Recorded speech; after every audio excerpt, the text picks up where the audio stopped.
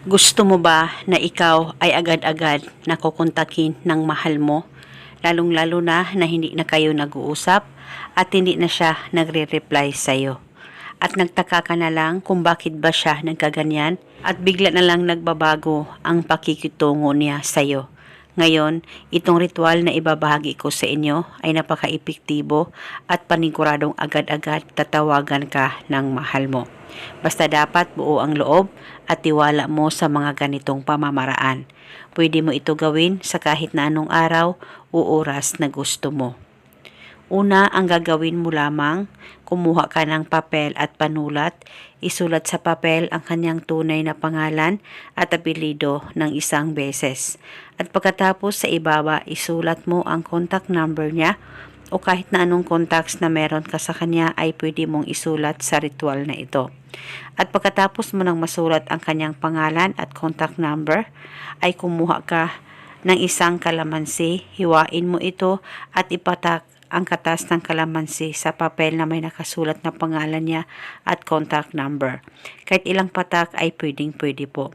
At pagkatapos mo na itong mapatakan, ay pwedeng tupiin ang papel at hawakan mo saglit, pakaisipin mo siya ng mabuti, mag-focus at mag-concentrate ka at ibulong mo ang mga salitang ito. Pangalan at apelyido, sa tulong nitong ritual, ngayon mismo ako ay tatawagan mo. Ibulong mo lamang ito ng 3 beses. At pagkatapos ay pwede mo nang dalhin itong ritual, isilid sa bulsa mo o iipit ito sa likod ng case ng cellphone mo. At paniguradong agad-agad kukontakin ka ng mahal mo na matagal nang hindi nagpaparamdam sa iyo. Isa itong paraan para magkaayos kayong dalawa ng partner mo.